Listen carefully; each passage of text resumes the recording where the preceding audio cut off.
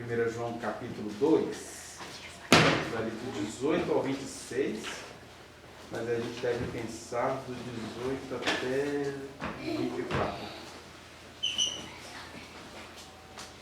Podemos? Filhinhos, já é a última hora, como ouvistes que vinha o anticristo, também agora muitos anticristos têm surgido, pelo que conhecemos que é a última hora.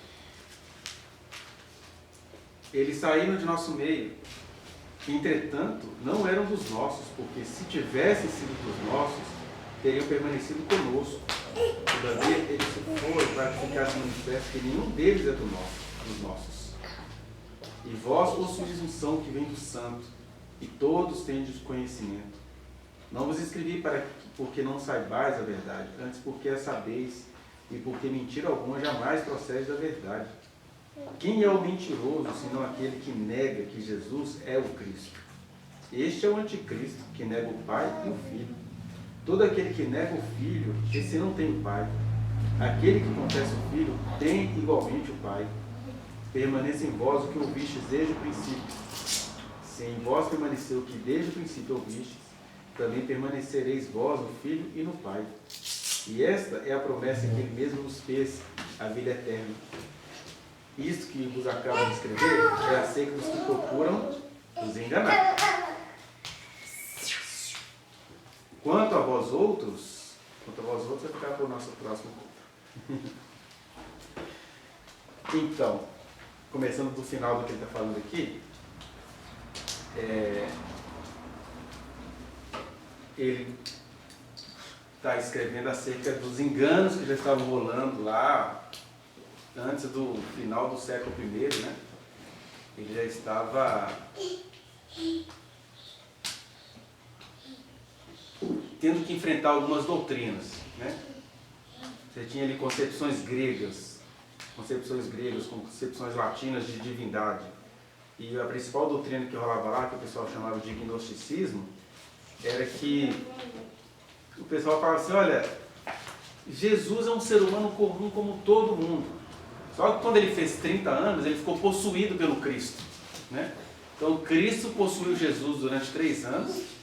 E aí, quando Jesus foi preso, o Cristo, que estava encarnado nele, que o estava possuído, saiu dele. Então, entendia-se que quando Jesus foi preso, ele perdeu o Cristo. Ele perdeu ele era o possesso do Cristo, né? É como se Jesus fosse endemoniado do Cristo. E aí ele está dizendo, isso é uma maneira de negar a deidade de Cristo. Por isso que ele começa a falar aqui sobre o anticristo, né? Ele fala assim, olha, aquele que nega a divindade de Jesus, né? Ou a divindade de Cristo, ele não conhece o Pai, não tem o Pai nem tem o Filho. Porque Jesus falou, só se pode reconhecer que Ele é Deus se isso lhe for revelado pelo Espírito Santo, né? E a gente tem algumas religiões atualmente que adotam isso, né? Por exemplo, a Testemunha de Jeová tem dificuldade de ver Jesus como Deus pleno. Eles falam que Jesus é um Deus com D minúsculo. Não sei se ainda está assim hoje, mas nos meus anos mais juvenis, eu lia... A gente tem aí a Bíblia da tradução do Novo Mundo, e lá está assim, no princípio era o Verbo, e o Verbo estava com Deus, e o Verbo era um Deus com D minúsculo, lá em João, né? Quando na verdade isso é uma invenção forçada lá do Russell, né? Dos Estados Unidos, dos criadores da Sociedade Torre de Virgínia. Porque na verdade o Logos estava com Deus e o Logos era Deus, ou seja, ele estava com Deus e ele era Deus eternamente, né? E o Logos se fez carne e habitou entre nós. Então, Deus que estava com Deus e ao mesmo tempo é Deus, se fez carne e habitou entre nós, mas isso é muito difícil para a mente humana. Então a mente humana logo começa a se religiosizar e começa a criar explicações racionais para isso, né? Aí você tem aquelas doutrinas teológicas do unicismo, modalismo, O misticismo, por exemplo, a igreja Voz da Verdade tem isso, né? Só existe um Deus. O Deus do Antigo Testamento, ele vestiu a máscara de pai. O Deus nos dias de Jesus foi o judeu de 33 anos, solteiro, carpinteiro. E o Deus atualmente é o Espírito Santo, mas tudo é Cristo. Né? É só Jesus. Só que Jesus no Antigo Testamento era visto como pai, Jesus nos Evangelhos é visto como filho, e Jesus agora é o Espírito Santo. Que isso é uma verdade até certo ponto, porque Deus ele é diverso, né? Ele é triuno, ou seja, ele é Deus, mas ele dialoga com ele mesmo. São 3 pessoas, né? E aqui a gente faz jus à música do Renato Russo, porque você imagina os europeus vindo falar dessas coisas para os indígenas. Então ele desabafa, né? Quem me dera ao menos uma vez entender como um só Deus ao mesmo tempo é 3, e esse mesmo Deus foi morto por vocês, só maldade então deixaram um Deus tão triste, um Deus triuno. Vocês mataram esse Deus. Crianças. Aí, que Deus é esse que é 3 e morreu e agora, né? Vocês ficam cultuando um mito na cabeça do indígena, isso é uma coisa muito doida. Eles se matavam, né? E ele fala tanto do indígena quanto dele, né? Eu quis o perigo e até sangrei sozinho, entenda. Do adolescente ali, tentando lidar com os próprios B.O.s. Então, aí esse probleminha já existia na época do João. E é interessante que ele começa assim falando, né? Filhinhos, já é a última hora, e aqui nós temos uma outra questão. Porque junto com essa questão de se duvidar da divindade de Jesus, você tinha essa questão dos últimos dias, dos últimos tempos, dos escatomas, né? Das últimas coisas. E o que seria a última hora? Desde as profecias do profeta Daniel. Se você pegar o profeta Daniel entre os capítulos 10 e 12, você vai ver que ele vai dizer que o Messias, né, o ungido que é o termo hebraico que é Mashiach, que é o mesmo termo grego para Cristos, né? O ungido. Ungido é aquele que é separado. Ele que no Antigo Testamento ele era ungido porque jogava-se óleo sobre ele. E na verdade, Jesus ele já nasceu todo ungido. Ele não era um menino que ia ficar possuído pelo Cristo, né? Ele é tão Deus que só Deus pode, através de qualquer célula, entrar no corpo de uma virgem e nascer ali. Então não era nem um discurso de Deus contra a sexualidade humana, né? Era apenas Deus se revelando, eu sou poderoso, eu vou vir através de uma mulher, de uma virgem, né? E é claro, se submetendo ao tempo e espaço, né? Porque ali Maria tinha entre 14 e 16 anos, o que para nós hoje é até crime. Eu estava vendo a filha do Temer dando uma excelente entrevista lá naquele Roda Viva essa semana, e ela falando, gente, as pessoas esquecem que gravidez aos 14 anos é porque alguém cometeu um crime, né? Se a pessoa pariu aos 14, ela engravidou aos 13. E nas leis brasileiras, qualquer toque erótico de 13 anos para baixo é chamado de estupro, independentemente de consentimento, se houve ou não houve derramamento de sangue, é crime, porque a criança dentro do Código Penal é criança até os 13 anos. É adolescente a partir do Estatuto da Criança e do Adolescente a partir dos 12 anos, mas o Código Penal, ela é criança aos 13. Então, se engravidou aos 13, alguém molestou essa pessoa. Aí ninguém corre atrás de quem molestou uma menina aos 13 anos.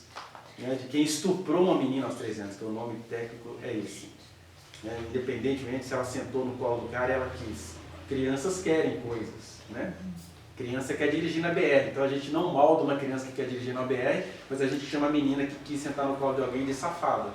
É só uma menina, né? Que diferentemente de outras tem algumas partes do corpo coçando mais cedo do que as outras. E o adulto é que é o idiota se cair nisso aí. Idiota não, é o criminoso se cair nisso aí, né? Assim como a mãe é criminosa, ela deixar o filho dela no volante, porque ele queria, porque ele fez pirraça. Aí o que a gente faz? Ela queria! Aí a menina é criminalizada porque ela queria.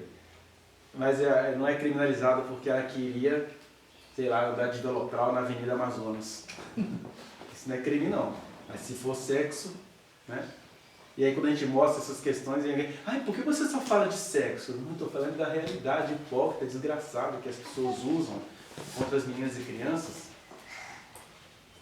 Mas aí, por que eu estava falando disso mesmo? Ah, tá.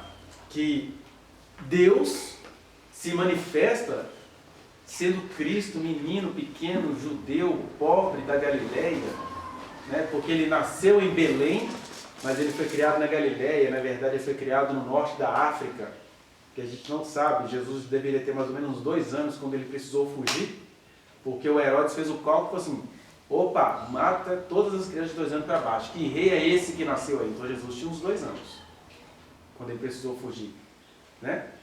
E aí, sabe-se lá quanto tempo ele ficou, porque diz depois que o anjo aparece para dizer: agora vocês podem voltar, porque quem queria matar o menino já morreu. Então, Jesus volta lá na pré-adolescência para Galileia e vai ficar em Nazaré. E nisso tudo, ele não era um menino que ia ficar possuído pelo Cristo. Ele já era o Cristo. Mas era o Cristo. Aí a gente vai para outra coisa, a idolatria do milagre, né? A historinha que Jesus ressuscitou passarinho morto, que Jesus fez. Não, Jesus era uma criança comum, porque a divindade dele estava em si ali, até os seus 30 anos, 100% humano. Então o menino sabichão, aos 12 anos conversando com os doutores, não é porque ele era gostosão sabichão, não é porque ele tinha tanto interesse pelas coisas de Deus, que na Páscoa ele estava lá entendendo tudo da lei, aquelas coisas todas. Ele tinha uma inteligência, né? E foi jogando pergunta aos doutores da lei, como um menino, portanto um menino já cheio do Espírito Santo, né? Porque Deus, sendo homem, foi um homem cheio do Espírito Santo sempre.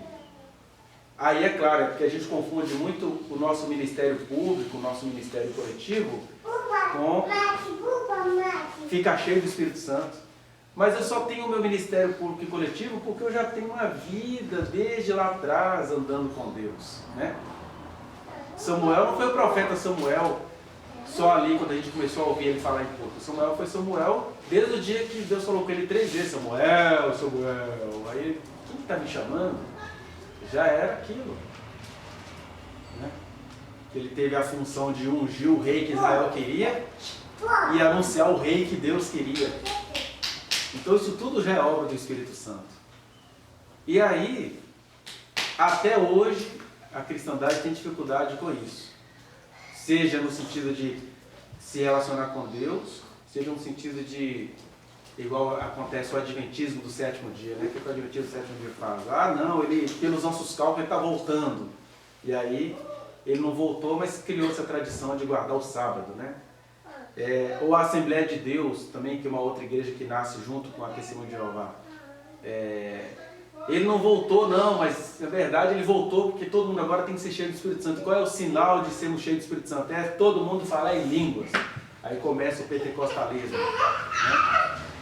E aí ele não é que ele veio objetivamente, é que ele veio fazer barulho nas nossas bocas. E aí começa o pentecostalismo chefiado pela Assembleia de Deus. Aí depois vem a Deus e Amor, no caso do Brasil, que traz um rigor doutrinário de costume terrível, né? E depois, no meio dessa coisa toda, vem a Igreja Universal e tudo que a gente vê hoje, que é aquela coisa assim: ah, esse Deus é muito ineficiente. Que Deus é esse que num culto não faz milagre? A ponto de o bispo, anos depois, falar assim: que milagre idiota aquele de transformar água em vinho. Que utilidade que isso tem para a humanidade? Me perdoe, Senhor, eu não concordo com esse teu milagre. Né? Eu tenho um vídeo baixado dele aí, porque ele tirou tudo da internet, depois que eles falam as besteiras, né? Eu baixo porque tirou da internet e a gente joga lá. De vez em quando eu tento publicar e você vê que é barrado, tem todo um código, né? Essa semana eu publiquei um trechinho do Malafaia falando sobre o aborto, aí já, direitos autorais. Eles falam as besteiras e depois vigiam as besteiras que eles falaram, né? Porque é tanta besteira que, né, você não consegue republicar. Aí, então a Universal começa com o Deus eficiente, mas é um Deus que começa eficiente e termina barganhento. Você vai ter que dar até o tutano do seu osso para eu te abençoar. E é isso, é um Deus que enfeitiçou todo mundo, né? Outro dia a gente está vendo com o pessoal aí que botou o nome bíblico numa criança e depois a pessoa descobriu lá na nossa conversa que não nem é bíblico, é porque é ver na novela da Record, não é bíblico, nem tem na Bíblia não, mas como é na novela da Record é bíblico. Então essas pessoas gostam dessa credibilidade. E é isso que o João está chamando aqui de última hora e espírito do anticristo. Mas aí, voltando à questão, o que é a última hora então? é porque o João, ele afunila, né? E a gente sempre está falando dos últimos dias. Os profetas falavam nos últimos dias, aí Jesus também falou nos últimos dias, Paulo também falou, olha, nos últimos dias virão tempos difíceis, os homens serão arrogantes, desobedientes aos pais, prevaricadores, serão depressão geral, é ansiedade geral, é surto geral, todo mundo tem uma forma de piedade. O que é isso? Muita igreja, muita religião, é a forma da piedade, negando-lhe entretanto o poder. Quer dizer, é tanta igreja e a humanidade adoecida. É tanto pastor e o pastor fazendo lei para punir mulher que foi estuprada. É isso que é a forma de piedade, negando entretanto o poder. Porque o poder nem precisava de pastor fazer lei nenhuma. O poder é Deus manifestando a cada pessoa que foi vítima dessas desgraceiras. Né? Mas os pastores têm forma de piedade e não têm poder. Então eles têm o quê? Poder político. E aí ele está falando dos últimos dias. E o que a gente chama de últimos dias? São todos os dias a partir do nascimento e da ressurreição do Messias. Né? Por isso que o João dava essa mensagem, o João Batista, né? Arrependei-vos, porque o reino de Deus chegou. Aí os últimos dias para aquela geração. Ó, o machado está posto entre a árvore e a raiz. Já está posto o machado, que ele veio para cortar, ele veio para separar, ele veio para batizar com o Espírito Santo e com fogo, ou seja, purificar muitos dos seus pecados e lhe dar consciência e pegar muitos e jogar no fogo do inferno. Queimar a palha, né? Porque a árvore ficou tão seca que só serve para ser queimada mesmo. Eram os últimos dias daquela geração. Aí Jesus vem, faz tudo o que ele precisava fazer, ele morre, ressuscita, e aí quando ele vai embora, os apóstolos têm essa consciência dos últimos dias, né? O que são os últimos dias? Meu Deus! Uma nova era inaugurou-se. O Espírito Santo foi derramado sobre todos. Só que, ao mesmo tempo que o Espírito Santo é derramado, a gente sempre esquece que é assim, né? Do mesmo jeito que Jesus, quando morreu, ele foi ao céu, ele foi ao abismo, resgatar a todos para si. Quando o Espírito Santo é derramado, ele também vem revelar o que Deus faz em nós, mas vem revelar também o que a gente faz com o que Deus faz em nós. E o que a gente faz com o que Deus faz em nós? A gente mente, a gente cria igreja para lucrar, a gente inventa dons, a gente cria congressos para poder faturar, a gente faz um monte de loucura. E aí você fica assim, meu Deus, isso é obra de Deus mesmo, mas isso também é obra do homem, porque são os últimos dias. Né?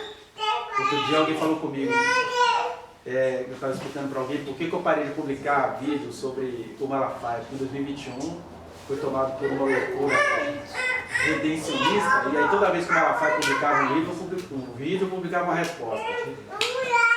Até que Deus falou comigo assim, deixa esse cara que eu vou dar um jeito nele, você vai ver. Aí eu parei, eu só fico agora publicando os cortes, né? Aí alguém me perguntou, eu falei, sabe por que é? Eu fui entendendo, né, depois que Deus falou. Aí o Malafaia dá aquela ilusão, né, de que a igreja, ela tem uma certa moral, que a igreja está com poder, ele foi o pastor que fez todo mundo perceber que os evangélicos existem, na cabeça dele ele tem essas fantasias, né? Que eu acho até uma coisa pecaminosa da igreja. Por que a igreja quer ser conhecida como instituição?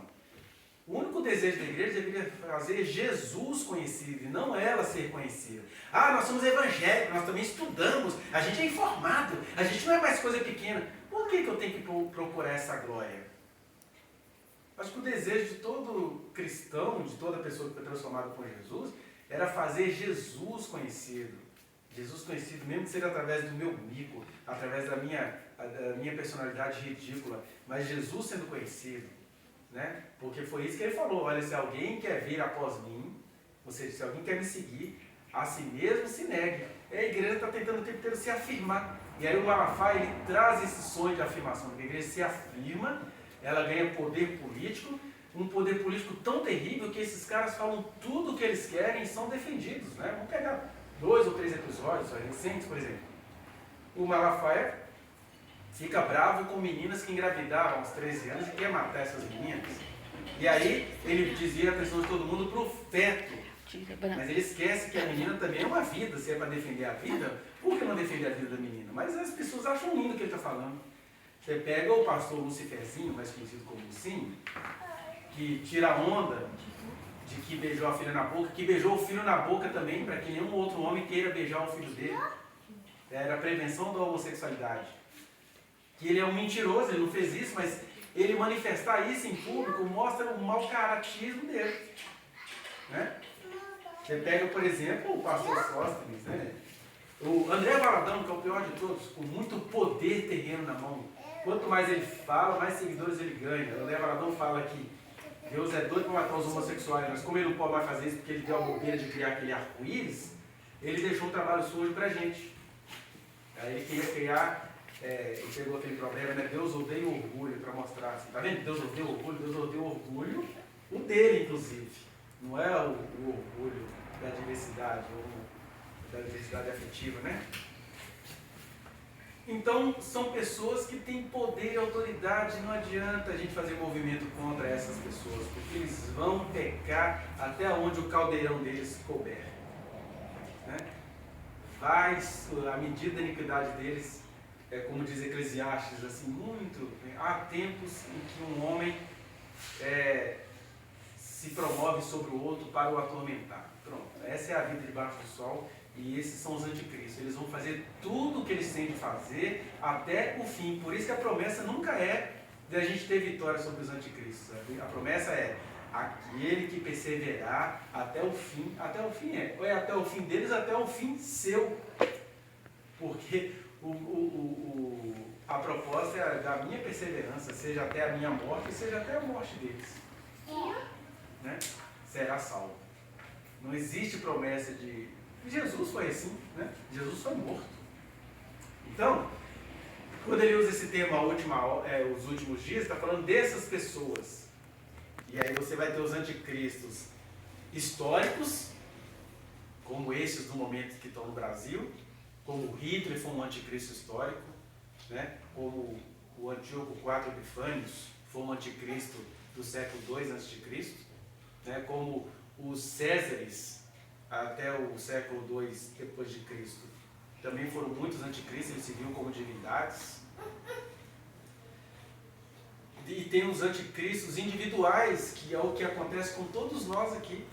As pessoas que mais atentam contra a própria vocação são aquelas que ouviram a voz de Deus claramente. Elas vivem para poder agir contra a vocação que Deus lhe deu. Isso é o espírito do anticristo individual, e isso é uma briga entre Deus e o indivíduo. E tem os anticristos existenciais, que é gente que vai ser punida por Deus. Hoje mesmo, antes do culto, eu estava ouvindo a pastora Nadir contando sobre a morte do irmão Lázaro. Eu posso citar aqui como um anticristo existencial. Por quê? Irmão Lázaro, servo do Deus vivo, salvo por Jesus, né? Quem aceitou Jesus em 2007, 2008, lembra lá, né? Ainda bem que eu vou morar no céu, Êxodo 1 lá. Mas um homem tão fiel a Deus, que não quis se misturar com o comércio das igrejas, de repente, em 2020, ele é contaminado pelo espírito anticristo que tomou conta junto com a pandemia, né? Foi o Bolsonaro, o satanismo, que tomou conta do Brasil. Mas aí Deus tenta socorrer o anticristinho. Fala com ele, olha, se você entrar para a candidatura política, eu já estou te avisando, você nem vai assumir o seu cargo. Aí uma pastora falou isso, falou que Deus mandou ela gravar isso para o Brasil inteiro ver. Aí ele banalizou. Não, que isso tá com inveja, não sei o quê, porque ele entrou para a política para poder salvar o Brasil, né, a favor de Bolsonaro, o rei do universo, aquela coisa toda. Ele entrou bem assim nessa live. No Brasil, muita gente boa de Deus morreu, levados aí pelas águas, mais do bolsonarismo do que da Covid, né? Infelizmente, muita gente que eu amo. Mas você foi vendo a pessoa descendo assim, talvez eram pessoas que se ficassem vivas iriam fazer um estrago. E aí, para essa pessoa não virar André Valadão e Silas Malafaia, Deus recolheu. Né? Mas foram pessoas que foram se tornando anticristos existenciais. E aí, como diz as Escrituras, Deus nos livra antes que o dia mau nos pegue. Não, essa é minha. Você está falando isso, aconteceu uma coisa interessante hoje. Lá perto de casa tem uma praça, e lá nessa praça tem uma casinha que eles... você pode pegar um livro e deixar outro no lugar, um negócio lá de livros lá que você pode pegar. Aí eu peguei um livro, o livro estava escrito, eu não lembro, é de um filósofo aí, mas pegaram partes do livro de um filósofo, esqueci o nome dele, e fizeram um livro, assim, a capa do livro é assim, como ganhar discussões de pessoas mesmo sem ter razão. Mesmo você estando errado, você tem razão. Aí na hora que eu abri a primeira página, você tem escrito assim, bolsonarista, e um negócio escrito, tipo assim, o cara que tinha o livro, ele era bolsonarista, e ele estava aprendendo ali a ganhar uma discussão mesmo sem ter razão. Que é exatamente isso, a pessoa fala assim, eu estou errado, mas eu quero ganhar essa discussão. São os contemporâneos sofistas, né? Tinha uma prática na Grécia Antiga que eram os filósofos aquises, que eles não estavam muito interessados em expandir conhecimento, eles só tinham a questão de argumentar. Eu consigo argumentar. No Congresso, assim, os pastores que estão lá fazem muito isso, Marco Feliciano faz isso. É uma estratégia política, inclusive. Assim, pode ser tudo mentira, mas eu ganho no gogó, eu ganho na... Né? Isso é uma estratégia assim, maligna. É a operação do erro. Que o diabo ganha no gogó, né? Não é na verdade. E a coisa é muito simplória, eles têm provérbios, eles têm frases prontas e fazem sucesso. Né? Igual ontem mesmo, eu fiz um textinho sobre esse provérbiozinho, né, que fala assim, nunca se preocupe em dar explicações. Os amigos não precisam, os inimigos não se importam e os idiotas não entendem. Tá vendo? O sofismo é assim. Aí que provérbio lindo, aí as pessoas ficam na sua justiça própria. Eu não dou explicações de nada, não, porque os meus amigos não precisam, os meus inimigos não escutam e os idiotas não entendem. Olha que provérbio lindo, mas ao mesmo tempo maligno. Porque eu falei, olha, há muitos que eu acho que são meus inimigos, eles são meus amigos, só estão de cabeça para baixo, eles só estão precisando mesmo da minha explicação. Eles só, nossa, por que você acha que evangelho é escrita? Por que você acha que evangelho começa num livro? Isso aqui é a explicação da verdade eterna.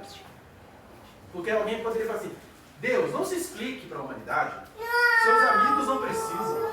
Mas quanta gente que é amiga de Deus,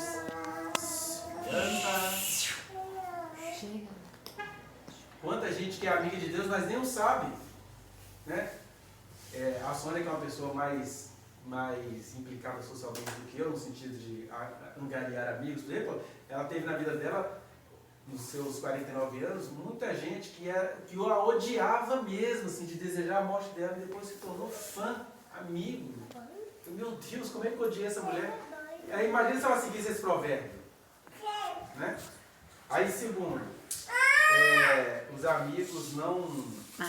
os inimigos não te escutam. Tem muita gente que me odeia hoje, mas é porque só precisa encontrar uma ação de amor. E uma das ações de amor é você falar, peraí, deixa eu ver, o que está acontecendo? Né? E a pior parte é a terceira, quando fala assim que os idiotas não entendem. Quem sou eu para definir quem é e quem não é idiota? Porque a gente fica naquele silêncio cristão, que é um silêncio assassino, não dá explicações não, porque os idiotas não entendem. Eu estou chamando todo mundo de idiota. Né? Ah, mas Jesus não falou que não era para a gente jogar nossas pérolas aos porcos? Porque Jesus também sinalizou para a gente quem eram os porcos barra cães, que depende da tradição.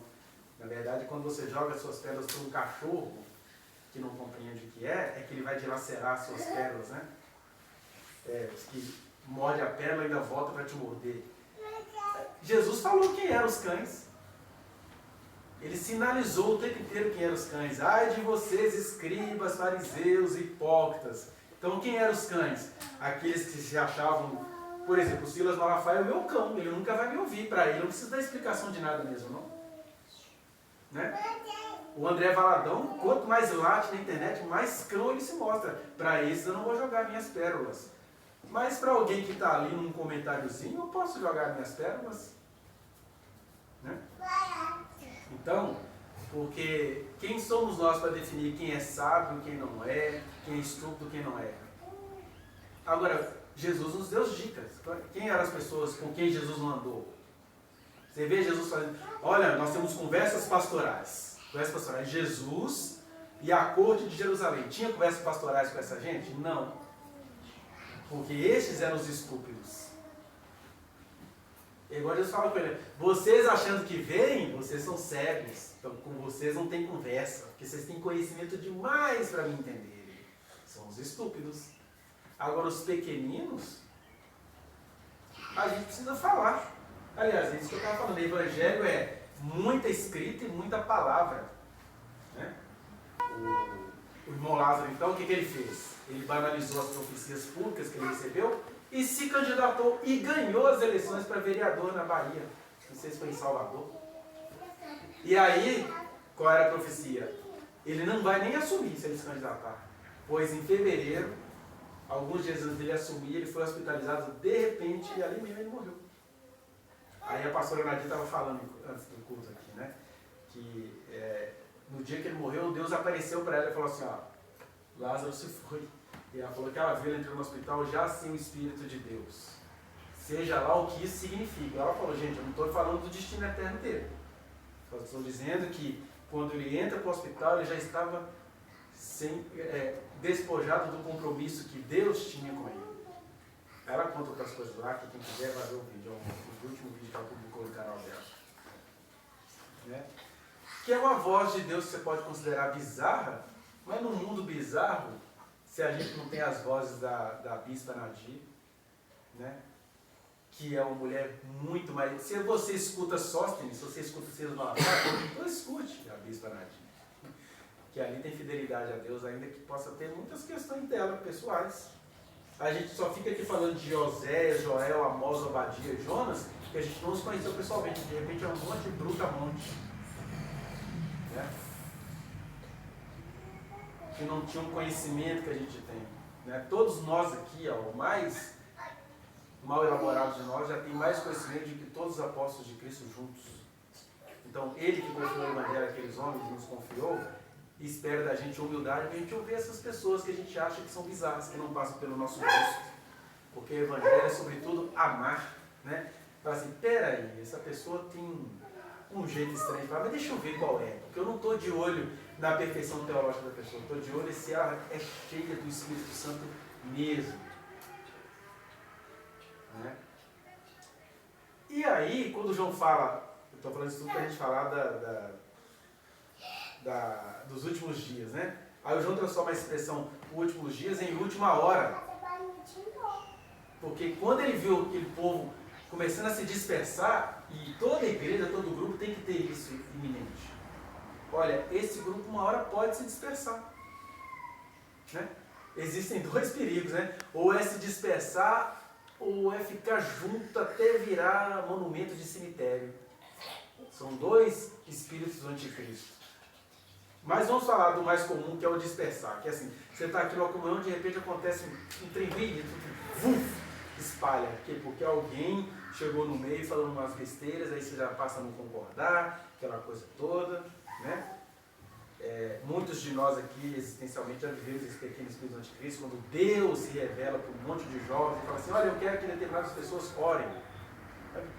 Pronto, agora tem uma cúpula, Deus agora tem os seus especiais, outra cambada, pelo amor de Deus, vamos só seguir o fluxo da voz do Espírito?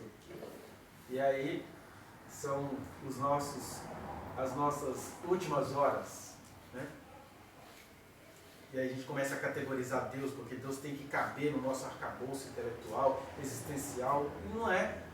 Se Deus dá para cada um de nós, eu espero de cada um de nós a maturidade de a gente ouvir o seu poder se manifestando, como eu já ouvi, por exemplo, Marco Feliciano, eu leio que meus colegas riam de mim, porque eu via Deus nas pregações de Feliciano até 2006. Né? Ou até quando ele começa a anunciar que ele vai entrar para a política. Ali eu já sabia que começava a apostasia dele. Mas aquilo tudo que ele pregou até 2006, mesmo ele sendo safadinho como ele sempre foi, mesmo ele sendo um pregador que tinha orgulho de ter 7 carros na garagem, mas aquilo que ele tinha é obra do Espírito Santo na vida dele. E a gente tem que saber entender essas coisas. Né? Porque a gente fica num purismo assassino. Né? Imagina Jesus, ó, Nicodemos, o nome dele já significa imagem do povo, nem ando com ele. Não, imagem do povo, vou te receber, deixa eu falar com você de homem para homem. Né? E assim, a gente pode ver com alguns pregadores que hoje têm fama de que vivem, mas são mortos. Né?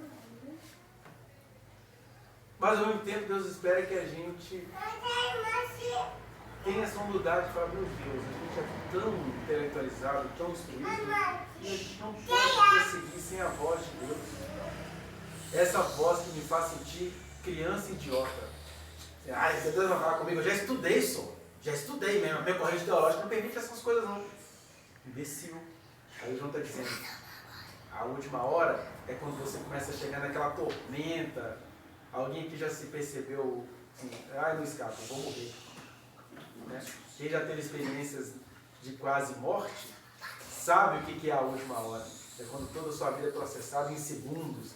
E aí Deus tem situações assim com os indivíduos. E aí o João começou a ver que a igreja que ele doutrinou, que a igreja que ele ensinou, que viu o milagre de Deus através dele, estava acreditando em gnósticos. Ah não, Jesus morreu. Vamos adorar o Cristo eterno. O Cristo possui Jesus, o Cristo pode possuir vocês. Aí começa essa coisa. Né? Por exemplo, a religião Rastafari é uma dessas religiões, né? Eu esqueci o nome. Cara, Salamo alguma coisa. Salamo. Não ele, mas os seus sucessores o consideram uma outra manifestação de Cristo. Ele ficou possuído pelo Cristo. Né? Inclusive, Rasta, né, que é príncipe, né? Príncipe da paz. O Red, que significa a juba do leão da tribo de Judá, então ele é chamado de leão da tribo de Judá, que é uma reencarnação do Cristo. E pronto, é uma mistura de espiritualismo com religião judaica, né? Que foi aperfeiçoada mais na Jamaica do que na Nigéria. Mas enfim, são essas coisas eventuais de que a gente, que as pessoas deviam começar a confundir Cristo. Ah, mas eu preciso entender quem Cristo é? Não, você não precisa nem entender quem Cristo é. Você só precisa andar com Ele. Agora, quando eu ando com Cristo, mesmo sem entender conceito nenhum de trindade, eu vou querer comungar. E aí o João começa a falar, é já a última hora, porque era a última hora do João. E não era mesmo? Tanto é que ele não está mais vivo, né? Ele foi. Então quando ele fala assim, a última hora, ela é, antes de tudo, individual. Porque vai haver uma última hora universal, Jesus falou dela. Vocês vão ouvir falar de guerras, rumores de guerras, muitos líderes religiosos, mas ainda não é o fim. Porque quando for a última hora mesmo, a terra vai se revolver, né? As calotas vão mudar de lugar. Aí vocês vão entender. Mas por enquanto isso aí é só o barulho. Né? É um trovão de um raio que já passou há alguns segundos. Mas para o João era a última hora, para deixar claro para a gente que ele não estava aqui inventando. Ele estava falando de uma verdade eterna que ele mesmo, acerca da qual ele mesmo não tinha compreensão. Então quando ele chega falando assim, filhinhos, eu acho legal ele colocar esse termo filhinhos, porque em relação a essas coisas, todo mundo é bebezão. Ninguém sabe de nada. Não adianta escrever um livro sobre as últimas coisas. Até porque as nossas doutrinas elas são tão infantis mesmo, né? Alguém acha que quando eu for para o céu, eu vou ficar lá vigiando se o mercado está vazio, se o trem está sem maquinista, se o avião perdeu o seu piloto? Eu vou ficar lá no céu querendo ver o pau quebrar aqui na terra? Se eu estou no gozo eterno, na alegria, né? Talvez sendo comissionado para fazer alguma coisa. Mas aí a gente vai para o céu pensando que nós vamos ficar vendo o pau quebrar aqui, porque a vida que eu tinha aqui era muito chata, né? Então eu preciso agora do meu sadismo salvacionista. Que é o que é o sadismo salvacionista? Ah lá, ó, crianças sendo atropeladas, as pessoas caindo dos montes, delícia! Não andou reto como eu andei. Né? Aí ele fala, filhinhos, você vê, todo mundo aqui é pequenininho, acha que sabe alguma coisa, mas ninguém sabe de nada. Já é a última hora. E como ouvistes que vem o anticristo, também agora muitos anticristos têm surgido. Aí está dizendo, ó, vai ter um evento histórico final de um anticristo. E é curioso, não sei se alguém já viu mais uma vez e reparou nisso, mas o único que usa esse termo, anticristo, é o João. Né? Ele fala assim, muitos anticristos, é só o João que usa. Jesus fala de falsos cristos, Paulo fala do aparecimento do inimigo, mas o João é que fala de anticristo. Ele fala assim, olha, esse termo anticristo ele tem dois significados, né? O primeiro, na mente ali da última hora do João, ele estava pensando, os anticristos são aqueles que se opõem a Cristo. oposição por imposição. Ó, se Cristo é conversa fiada. Se Cristo, ele morreu, foi na hora que ele foi preso. Ele não deu no couro, não teve culhão, por isso que ele morreu. Né? Os evangélicos de direita pregando, né? Tem uma boca tão porca. Não, o cara não tem culhão para entrar no reino de Deus, é isso. O Cristo morreu lá na hora que ele foi preso. Ali na cruz era só a carcaça. Né? Mas ele vai falar de um outro anticristo que não é por imposição, é um anticristo por parceria, né? Que é o anticristo da imitação, do simulacro, né? do simulado. Ele começa a simular. Isso aqui é um cultivamento, isso aqui tem poder de Deus, nós somos a comunhão, isso aqui é uma célula, todo mundo aqui se conhece. Mas quando você vai ver, cadê o Espírito de Jesus aí? Não tem, só tem clube. Só tem uma igreja querendo poder. Só tem um pessoal querendo a justiça. Qual a justiça? A justiça dos homens. Aí não é um cristianismo por imposição, é um cristianismo por imitação. Né? Daí os apóstolos todos hoje vão começar a escrever e falar, tem muito dissimulado entre vocês. O que é o dissimulado? Primeiro ele simula. Sou de vocês. Canta a laia cheia! Ele dissimula. Depois ele dissimula, porque ele começa a fazer você duvidar de Jesus para acreditar nele. Aliás, toda semana me dói o coração, porque os alunos evangélicos com quem eu encontro na sala de aula, eles não acreditam em Jesus, eles acreditam no pastor, na tradição, nos costumes, naquilo que foi falado. Tanto é verdade que nesse debate do aborto aí, quem se levanta no meio das aulas são as meninas evangélicas. Mas o pastor está falando a favor da vida. Aí você fala assim, mas e a vida da menina? Ela fica assim, sem saber o que responder. Porque começa com um simulacro da justiça de Deus e termina com a dissimulação. Você espalha todo mundo, ninguém mais acredita em Jesus. Está todo mundo acreditando na própria fantasia que está aí na própria cabeça. Então quando ele fala que, olha, vai vir um anticristo, mas já existem muitos anticristos e eles estão lá na posição de poder, mas eles podem também estar aqui.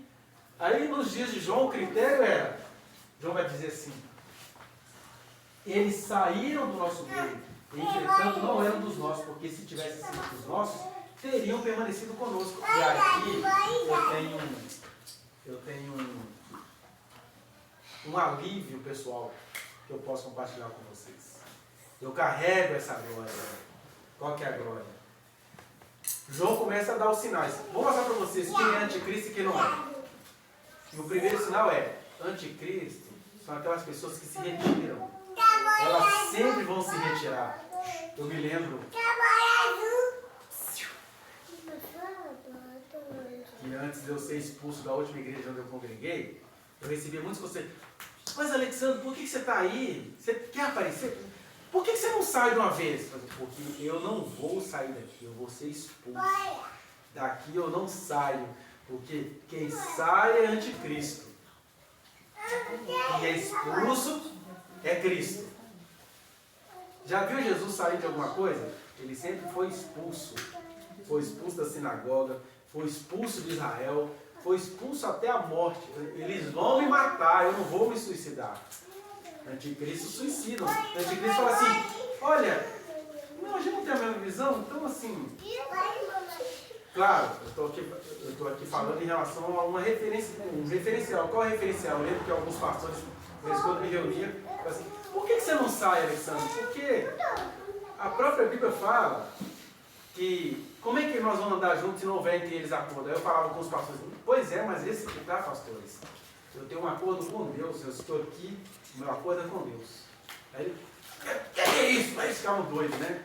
Teve um que até na oração final dessas conversas, ele ficou com muita raiva, saiu chutando cadeira, batendo na porta, ia bater, saiu assim querendo bater em alguém, porque quem sai, quem é dissimulado, quem é sectário, aí que é a palavra sectário, né? Olha, eu tenho um evangelho que eu acho melhor que o de vocês, então eu vou ficar aqui juntando pessoas, mas nós vamos sair, vamos criar uma outra coisa. Esses são os anticristos. Agora, quem tem Cristo é expulso. Você vê como é que é difícil entender o evangelho de Jesus, né?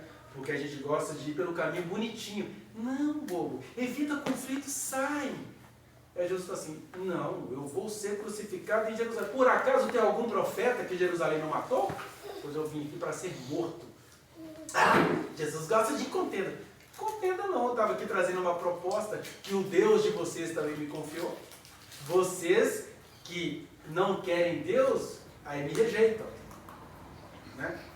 E aí a orientação que eu recebi de Deus foi, não, você vai ficar lá até eles te expulsarem. Você vai ser expulso. Porque ele está dizendo, sinal de que alguém tem espírito anticristo, não consegue ficar, vai saindo. E aqui eu estou falando de questões eternas, tá, gente? Porque, por outro lado, por exemplo, vamos pegar aqui, as pessoas aqui têm vocações diferentes. Uma hora, algumas pessoas vão querer sair. Mesmo que querer sair signifique sair assim, puxa, o Leleco não deu importância. Nossa, chamou o Leleco com uma coisa e nem se importou. Mas não tem nada, não é um problema que você está tendo com Deus, é um problema que você está tendo comigo. Essa saída não é espírito anticristo. Né? Essa saída talvez o seu propósito com Deus, assim, não, com o Leleco não dá. Não é anticristo. Você não está com problema com Deus. Agora aqui no caso de João, por que eles estavam saindo?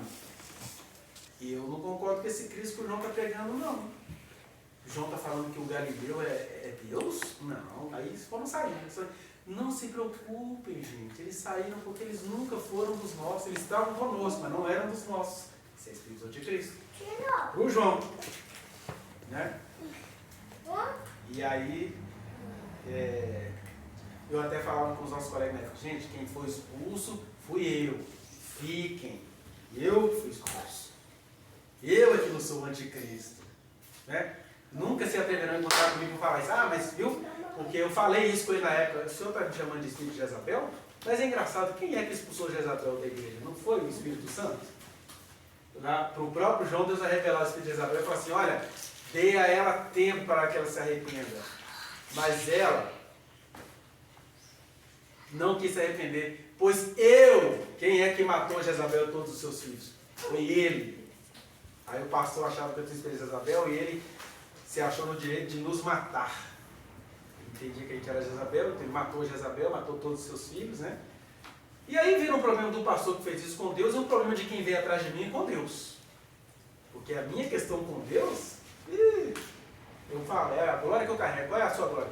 Eu fui expulso da última igreja, porque eu estava lá fazendo a vontade de Deus, eles não gostaram daquilo, e aí tiveram toda uma trama para expulsar. Porque Jesus disse, eles vão expulsar vocês das suas sinagogas. Mas quando eles fizerem isso, a terra de vocês, a vida de vocês, o resto de vocês, porque eu estou com vocês. Eu gosto muito da visão que Deus deu para o Paulinho na época, né? O Paulinho não conhecia, não entendia nada. E ele falava assim que ele teve como é que a gente chama? Um surto, não? Um êxtase. E aí ele via assim, que Jesus estava andando no meio da gente, daquela moçada toda que incomodava aquela igreja. Mas quando os líderes da igreja chegavam perto, Jesus entrava dentro do caixão e dava uma de morto. Assim, olha que visão linda. Aí na hora que ele saiu, Jesus levantava e começava a conversar com todo mundo. Pois é, essa é uma divisão feita por Deus, né? E que nós tivemos o privilégio de compreender e eles não tinham. Então quando eles chegavam, eles só viam morte. Aí eles falam que é Jesus aí e tal. Enfim, só para mostrar a diferença entre uma divisão que é promovida por Deus e uma divisão que é promovida pelo Espírito do Anticristo. Né? E ele está falando, olha, primeiro sinal, saiu do nosso meio. Saiu do nosso meio por quê? Porque não concordam muito que Jesus é Deus. Só que há muitas maneiras da gente dizer que Jesus não é Deus. Né? Primeiro é desse jeito aqui, escrachado, dos primeiros tempos da igreja latina. Né? Segundo, é o que aconteceu com o Brasil a partir de 1987, quando um pastor, Kenneth Reagan, escreve um livro a partir de uma experiência pessoal. Qual foi a experiência pessoal? Ele era paraplégico. E aí, ele leu Marcos 10, 24, se não me engano, que fala lá que se você tiver fé, como um grão de mostarda, você vai falar o monte vai transportar. Ele teve uma experiência pessoal genuína, mas olha o perigo do anticristo, né? Qual é a experiência genuína? Ele começou a repetir Marcos 10. Repetiu, ele foi repetindo, aí de repente, ele passou a andar. Aí a partir disso ele começa a escrever o livro sobre o poder da palavra, o poder da língua, o poder do pensamento.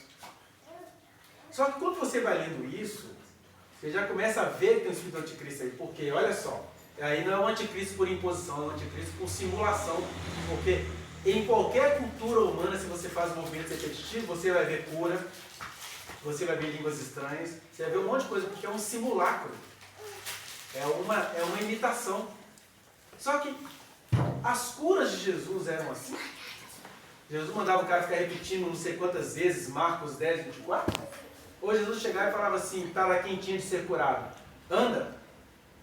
Né? Até de longe, ó, pode ir, tua filha já está liberta. Falou para o centurião romano, né? O seu empregado está com uma enfermidade mortal.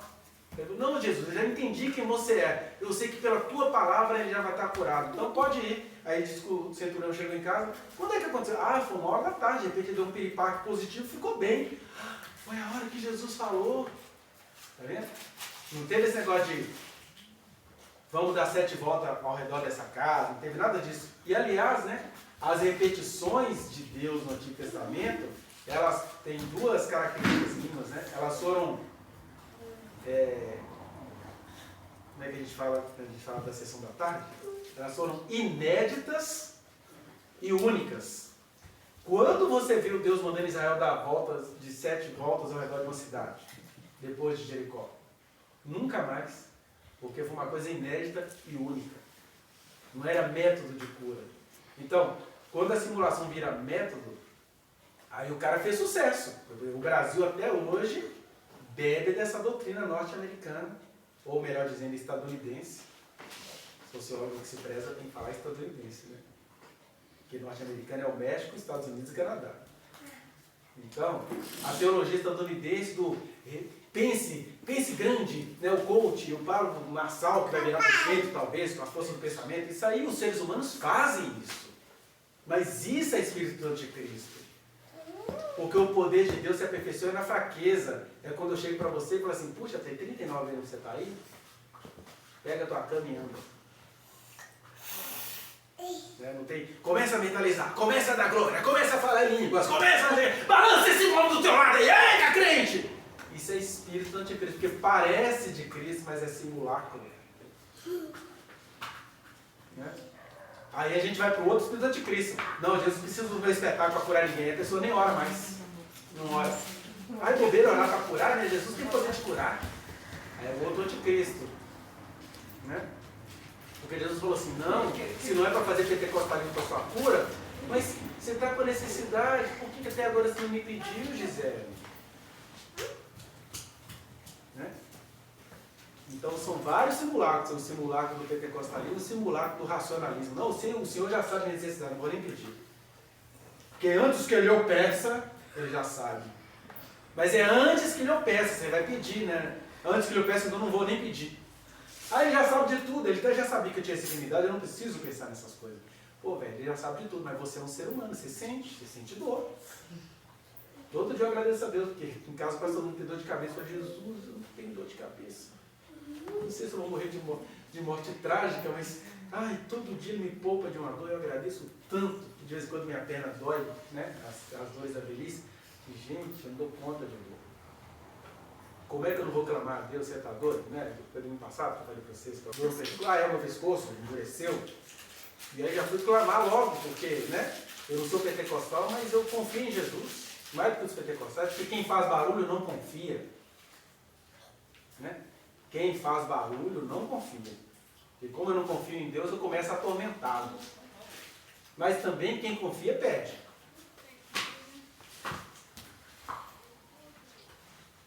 E aí ele está falando desses anticristos. Olha, vai aparecer os históricos e aquele lá no final. Mas, independentemente disso, tem um monte de anticristo aqui. A pergunta que a gente precisa fazer, já finalizando, é essa.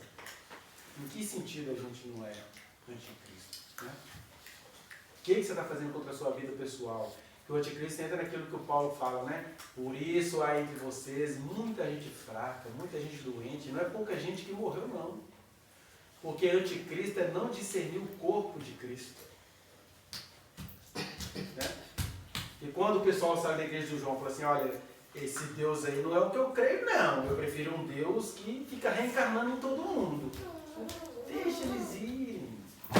Fica atormentado não, João. Esse é o sinal de que eles não eram de vocês.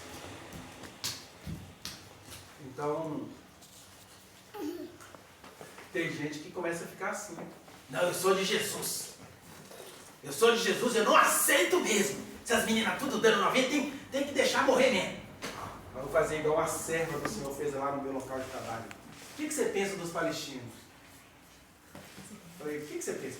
Que devia estar todos mortos. Eu falei, por quê? Porque Deus mandou matar todos. Eu falei, qual Deus que mandou matar qual palestino? Isso é uma serva do Senhor que vai se tornando um anticristo existencial. Cheio de certeza, cheio de convicções, que deve todos os palestinos mortos, que tem dó de embrião brasileiro, mas não está nem para as crianças. Você já viu algumas filmagens de crianças palestinas bombardeadas? Aí as pessoas olham para aqui, não, mas não morreu não? Porque Deus de justiça vai matar essas pessoas. É o anticristo, porque é blasfêmia contra o Espírito Santo, uma coisa dessa. É blasfêmia. Porque até Deus, quando usou o método de guerras lá do Antigo Testamento, ele usou aquele método que aquelas pessoas conseguiam entender. Deus não usa esse método hoje mais não. Cananeu era muito doido. Cananeu só acreditava em Deus por meio da morte mesmo. Agora, aqueles palestinos ali que aparecem para a gente nas filmagens, aliás, eles eram muito parceiros de Israel, do Israel que não aparece nas filmagens. Era não o Israel de Netanyahu. Então, ele fala, para a gente concluir, saiu do nosso meio. Aí ele fala, não vos escrevi porque não saibais a verdade, antes porque a sabeis, porque mentira alguma jamais procede da verdade. Quem é o mentiroso, senão aquele que nega que Jesus é o Cristo? Então ele tinha um problema aqui, local. Estavam negando que Jesus é o Cristo. Ele está dizendo, fácil. Estão dizendo que Jesus era um ser humano que ficava possuído do Cristo? É facinho. Isso aí não é de Jesus. Ele nega o Pai e nega o Filho. Agora, e no nosso caso? A coisa ficou mais sofisticada. Como é que você nega Jesus? Quando você está ensinando um monte de besteira e a sua igreja está crescendo. Né? Quando você fala lá que se a sua filha entrar para a faculdade ela vai virar uma vagabunda e a sua igreja cresce mais ainda. Esse nega Cristo. Porque pode até ser que em alguma família, no caso específico, alguma filha não deve entrar para a faculdade, mas é Deus quem fala isso para essa família. Não é um pastor que fala isso numa igreja. Né? Não é. Viu? Até as crianças sabem. Então, quando ele fala, né, filhinhos, é já a última hora, ele está dizendo, pode ser a última hora de todo mundo aqui. Eu não sei quanto tempo eu vou viver depois disso que eu falei aqui, pode ser a minha última hora. Né? É nesse sentido que a gente tem que ter a expectativa da volta de Jesus. Ele pode voltar para mim. Se ele entender que eu vou ficar muito perversinho nos próximos dias, ele pode voltar para mim, então é a minha última hora. Toda hora é a nossa última hora. Mas é uma última hora não no sentido de a gente estar panicado, é a última hora no sentido de que o meu compromisso com Deus é aqui, agora. E aí, quando eu nego esse compromisso, eu estou sendo anticristo. Não estou levando a sério a minha vida pública. E aí depois ele vai falar das outras coisas. Por isso que ele fala, olha, eu escrevi isso para vocês, é acerca dos que procuram nos enganar. Ou seja, isso aqui que ele está escrevendo é sobre gente de fora que vem nos enganar. Quanto a cada um de nós acerca das nossas individualidades, é o que a gente vai ver no nosso próximo vídeo. Amém? Não se esqueça de dar o like nesse trechinho de vídeo, compartilhá-lo e se inscrever neste canal, apertar o sininho para você receber as notificações. Muito obrigado.